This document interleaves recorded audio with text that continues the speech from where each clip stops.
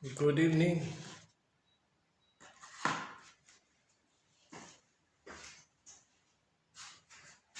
Today is paragraph day 6. We did day 5 yesterday. I've done only one day. Today I want to do day 5 done for today, day 6. So done 1 and 2, 3 and 4, so I'm doing 5 and 6. So from the book of Deuteronomy chapter 18 verse 14 to chapter 19 chapter 20 verse 9. Okay. So I'll do 2 of them today, the day that's past, and then tomorrow. We're in the eve of tomorrow, eve of day 6. Erev Shishi, Yom Shishi. We are learning as we are going. I'm enjoying myself as I go through this process. I'm seeing how much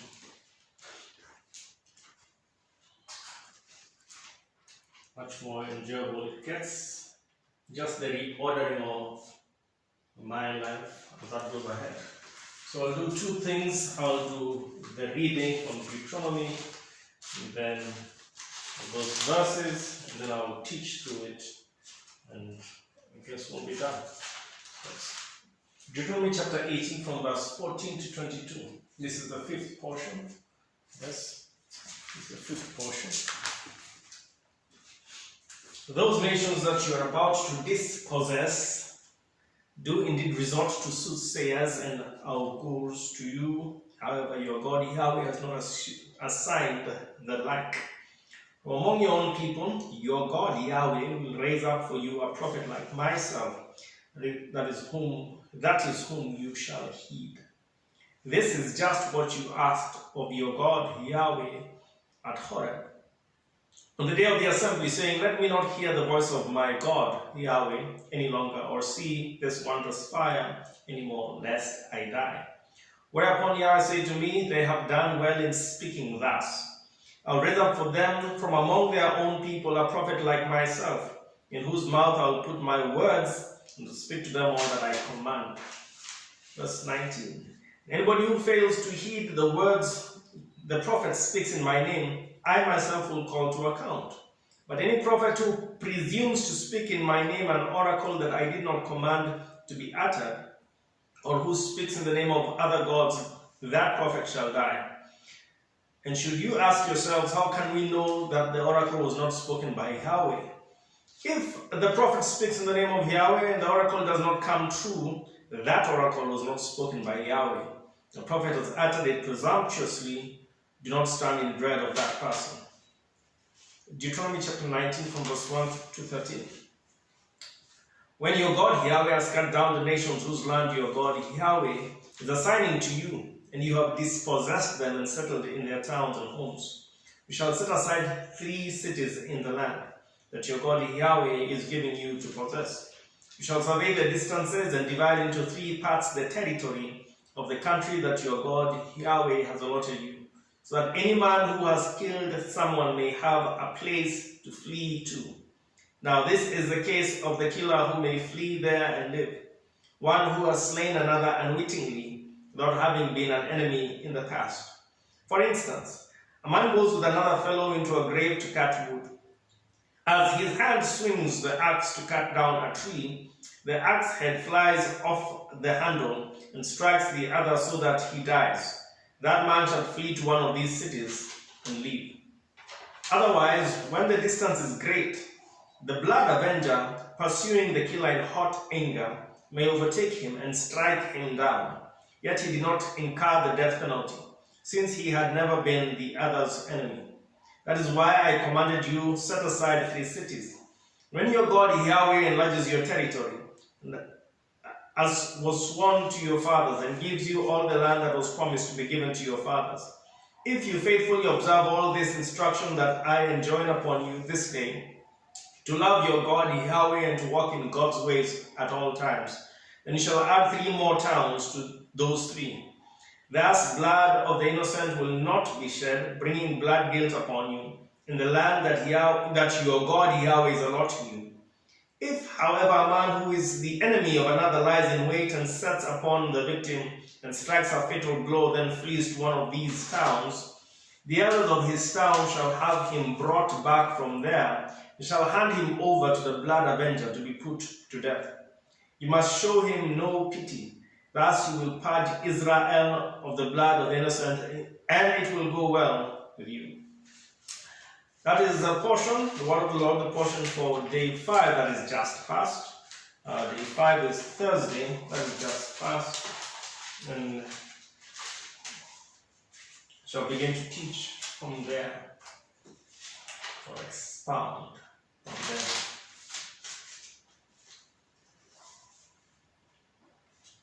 So the first thing we see from the first verse is, the nation that you are about to dispossess do indeed resort to soothsayers and augurs to you. However, your God Yahweh has not assigned the like.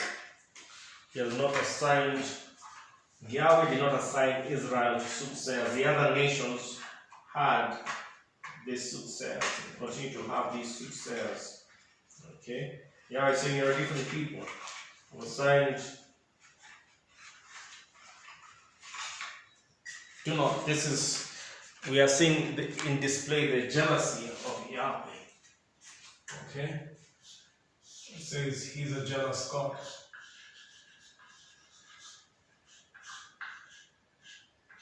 Jealousy of Yahweh. Okay? And here we see the picture of husband and wife, groom and bride. He is the groom, Israel is the bride. He is the husband, Israel is the wife. Okay? And the other gods, the other spirits, are other lovers or suitors. He's saying to Israel, I have not assigned you to these ones. It is spiritual adultery. Okay? Yahweh will raise a prophet like Moses, that is who Israel is to hit. So, Yahweh is the sole God. Okay? He's the only one there to worship. And he understands that they must, consult the spirit one. So he'll send a prophet.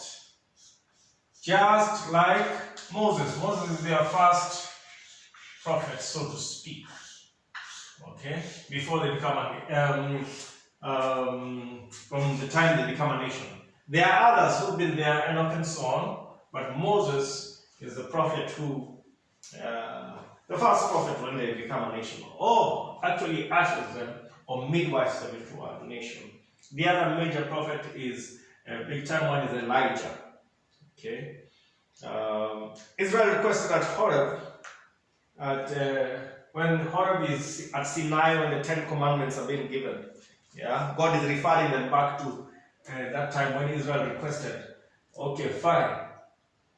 We're not to worship other gods, and we're not to consult spiritists, mediums, anyone who connects us to the spirit world.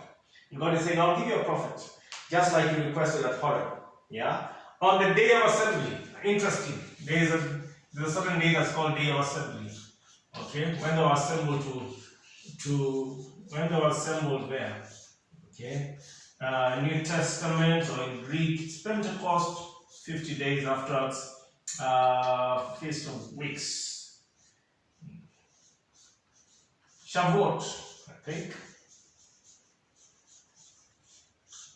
So on this day, on the day of the Feast of Weeks, okay, 50 days after Passover. On the day of the assembly at that time, and they said, we cannot bear to hear the voice of my God, or see the wondrous fire. So it was a voice that was scary. It sounds like a trumpet, like thunder. Okay, so like a voice like thunder, a scary, very scary voice, and fire on the mountain. The fire kills. Okay, and they had even been warned, will be consumed, lest we die. And it says, I commend that request. I commend the request for not engaging directly, listening directly, and seeing directly. I commend that. And that you'd like a go-between, a prophet, a mediator. He therefore will raise up a prophet from among Israel, in whose mouth he will put his words. So it will be three things: is a brother, then he has Yahweh's words, then he'll speak all, should say everything that is commanded. So the three things: should be a brother Israelite, just like the king should be a brother. And then Yahweh will put his words, the very words he's to speak. And once a prophet has the words, the prophet should not hold back anything. He should speak everything. Okay. Now, implications. Anybody who fails to heed the words of the prophet, the words the prophet has spoken on, he will speak in the name of Yahweh. Okay? So anyone who fails to heed the words spoken in the name, Yahweh himself will call that person to account. So Yahweh will take up, yes, a charge against anyone who does not heed, okay, the words of the prophet. Okay, so that's one. But second part is, but any prophet who presumes to speak in my name, an oracle that I have not uttered. So now he's saying there's a prophet who rises up. Now, there's that prophet, and we have Elijah coming up, we have prophets all in between, we have Jesus coming, and even after that, prophets. It says, any prophet who presumes to speak in my name, an oracle I have not uttered. So someone is speaking what he has not put in their mouths. Okay? Or worse, speaks in the name of these other gods that he hates. Okay? That prophet shall die. So, spiritual adultery is death.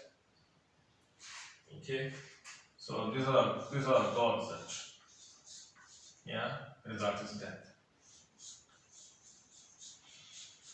On the penalty of the charge of the judgment, the result is God says they shall die. In case you're wondering how to know that the oracle was not spoken by Yahweh, so a prophet comes and he speaks.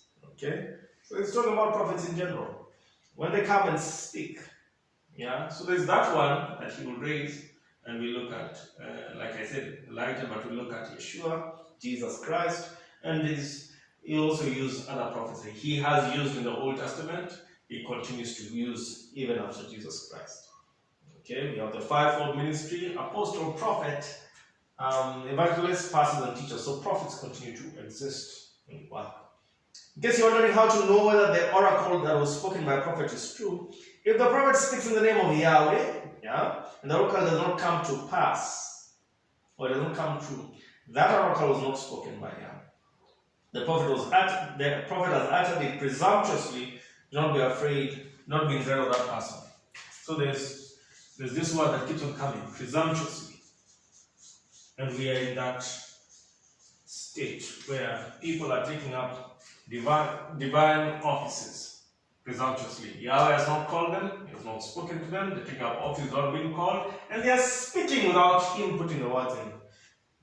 So first thing he's saying, people of Israel, first he's saying, if you confirm it's me speaking, you must follow.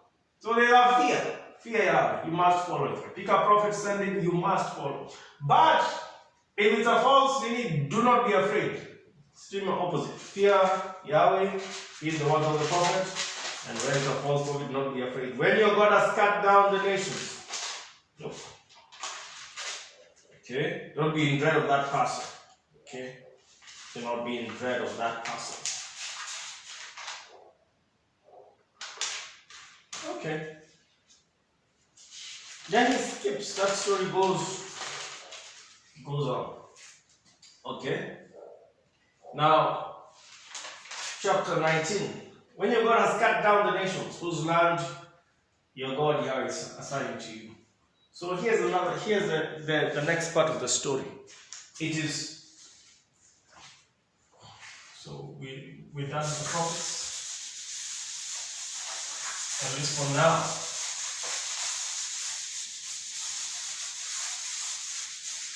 So here we are.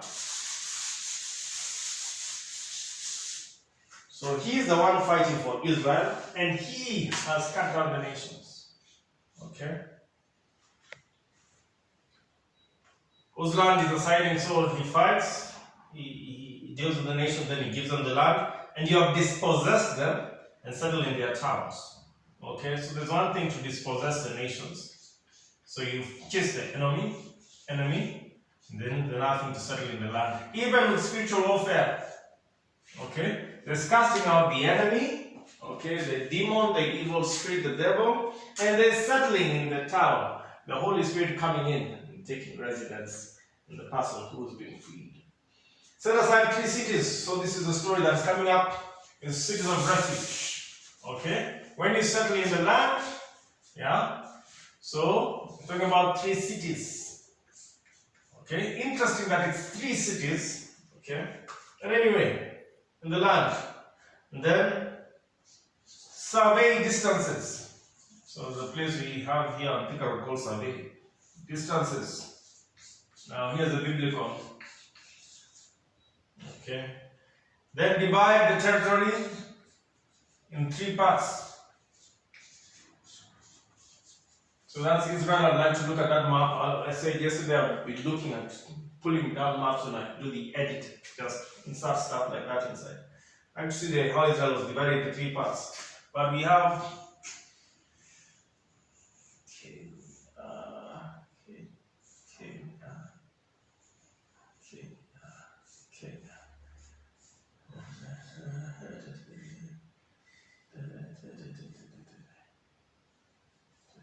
something like that. Okay? You have a short coastline here. Okay, something like that. So you can imagine Kenya divided into 3. If this is the water, Indian Ocean, imagine someone can flee that way. So you have northeastern, Great Rift Valley, something like that. So we have Western Kenya, Turkana here, Victoria here. Let's imagine the Great Rift is there.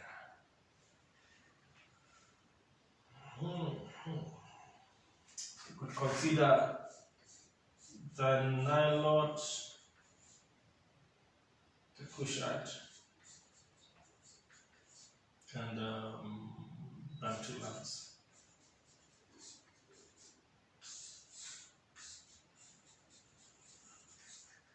I'll look at Kenya and see how it can be equally divided, what it would look like. And if that process was even there, and we have an equivalent of this principle. So we say survey the territory distances, divide the territory into 3 parts, so that a killer may flee there. So when you kill someone, first thing, run to the city of refuge. 1, here are the cases. Once you kill someone, okay, so you shall survey the distances and divide into 3 parts the territory of the country that your God Yahweh has allotted you, so that anyone who has killed someone may have a place to flee to. Kill someone, this is where you go to first. Okay? Fungue kesi. Case 1, I'm a killer who kills unwittingly. So I kill bila kutaka. I kill unwittingly. Unintentional. Not premeditated. You flee to the city. If you make it to the cities, you leave. So, in my narrative, the Nilotes, we have the Luos, the Maasais, the Kalenjin, and so on. They are in the Rift Valley, more or less. Okay? The city of refuge. If you kill someone, you flee there, you leave. The Kushites in northeastern, and so on and so on. Eastern. Yes. So you kill, you flee. If you did not intend to kill the person, you can leave. Okay? You can stay alive, but stay in the city. Now, distance. Why are we talking about distance? If it is too far, there is a guy called the Blood Avenger. Okay? You kill my brother, I'm the Blood Avenger. The place describes who's the Blood Avenger. Okay? Just in here, in case of Yahweh, jealous husband, and so on. But let's use a brother. Okay? And Avengers was big, the movies and the series and the sequels and that was big. Okay? So if these cities are too far, there's a danger. And I've killed someone and I'm trying to go to the city, but it's far. And the Blood Avenger, in hot pursuit, Yes, he is hot with anger. Me, I'm guilty. I'm not even fleeing because I'm not moving as fast as I ought to move. Yeah, a thief moves fast. Yeah, a guilty person is guilty. They don't move as fast. Okay, but the blood avenger ideally is in the hot pursuit. Yeah, he is likely to overtake and strike down the killer. Now, if he does that, he's angry. He's avenging the blood of his brother. Okay. It's possible that happens without incurring the death penalty. So we have now two problems. Okay, you have killed someone you were not intended, and the avengers come and just killed you. Okay, and yes, is a big one. Okay, so it has not been determined, and here's the reason, that whether you are an enemy in the first place. So that distance should be short. They're saying when you kill someone, this distance should be short enough for someone to get there before the blood avenger comes and gets you. Okay, so he's basically giving room that there is a blood avenger. We'll see the story going on. In the second case, number 2, we'll come up to the blood avenger. We'll see him up there. Yeah. In the case of territorial enlargement, so you allotted this piece of land, you have settled a small piece of land, a quarter here or whatever, and Kenya has a small piece of land. And people wanazana enlargement because of faithfulness to Yahweh. When we are faithful to Yahweh, He enlarges us and He enlarges the territories. Yeah. So we start, and He says, even when they enter the promised land, take it little by little. Okay. And because of the enemies and the wild animals, they don't wild me. So take it little by little. And as you multiply and as you learn to rule and take the land, you're enlarged. And as that happens, you're meant to add 3 other cities. So there's something key about this 3. Okay? It says add 3 more cities. The tribes are not adding, but the cities are adding. So I can imagine, let's go back here. Niles, Cushites, and Bantus. When they started off in Kenya, maybe, let's talk about 63. Okay? As a mark. The numbers, the population at that time, and what they are right now. Okay? But it's interesting that the multiple is a multiple of 3. Okay? So it says, guard against innocent bloodshed, bringing blood guilt on you in the land. Okay? Verse 10 says, thus blood of the innocent will not be shed, bringing blood guilt upon you in the land. The reason we are adding 3 more cities is we are guarding, yeah, against innocent bloodshed. Innocent bloodshed is what? I've killed someone, case the part of killing is killing. I could kill, but I could be innocent. I've killed someone, I was not intending to kill the person. I'm innocent. Okay? But I need to run to the city of refuge. If I'm killed before I get there, okay, that brings blood guilt on the people and the land. However, if an enemy kills premeditated and flees to a town of refuge, that's how we are going to manage. And we're in an estate right now where certain murders have happened. Okay? Premeditated. There's an enemy. Business still gone bad many a time, or something. Okay, whatever happened. Now, this is what happens. It's premeditated. The elders of the town, and this guy runs, I premeditated and I ran to the city of refuge. So the rule in the city of refuge is people are not killed in the city of refuge. So even if you're guilty, it's premeditated and you run there, you're not meant to be killed there. Later on in the Bible, Solomon, the story about Solomon, and that's how it plays out. Now the elders of the town, why elders are important, and why the qualifications of elders should be taken seriously. Okay, the elders of the town summon, so they have summoning powers. Okay, summon. Okay, the killer from there. They hand the killer over to the blood avenger. So the blood avenger has the right and to be put to death. So this, where someone has killed, then they have run to the city of refuge. The elders of that town, of that city of refuge, should summon the killer and hand him over to the blood avenger. So like the blood avenger has come and said, hey, I need to kill that guy. He says, okay, fine, let's call him for you. Don't go and kill him, let's call him for you. Go outside, kill him there, most likely. Yeah? So there's mitigation here in the middle. Okay? And it says to the elders and to the people, you must show him no pity. must show the killer no pity. And in this way you purge Israel from innocent blood, it will go well with you. Now we have an issue. We're in a land, is it called Kahawa Sukari? So case number 2 has applied to us. Yeah, case number 1, not guilty. That's not where my big issue is. My big issue is premeditated murder has happened in this land. Okay?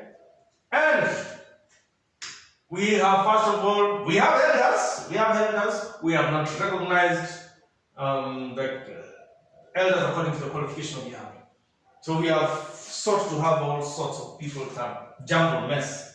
Okay? But that doesn't mean elders are not there. Elders are there. We have elders. So the elders have not, been recognized, and when they have not come out to summon the killers who have built and lived among us, yeah, and hand them over to the avengers of blood.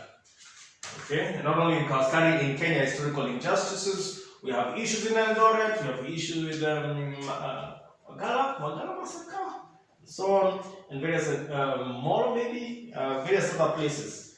Okay? A man of God asked me to do an investigative, Godfrey Dawkins from Trinity Fellowship asked me to do an investigative, a thorough investigation. It sounds like investigative journalism, what happened in one of the places where there was a massacre. Why? At that time I was young. I myself was going through my own drama. But in our time of fellowship, he mentioned that. He said, if you would, yes. Now I understand more. As the years have gone by, I keep on understanding more and more. And the implication, here is the implication. God is saying blood guilt. This is a big issue. This is a big issue. This is a big issue. Okay? So he goes on to say, the elder of the town brings, so they bring and summon him from there, they hand the killer over the blood avengers, we put to death. This must show no pity. Then he will purge Israel from innocent blood, and it will go well with you. So we need to purge Sukari from innocent blood, yeah, so that it will go well with. We have a welfare association. Okay, welfare, Dionini. It's made up of the elders, homeowners, Dionini, Otobashaba. Okay, so as long as we are homeowners or heads of houses, we are qualified to be in the welfare, and therefore we are in that elder space. So the welfare, ideally, if I have to identify, is to do this job.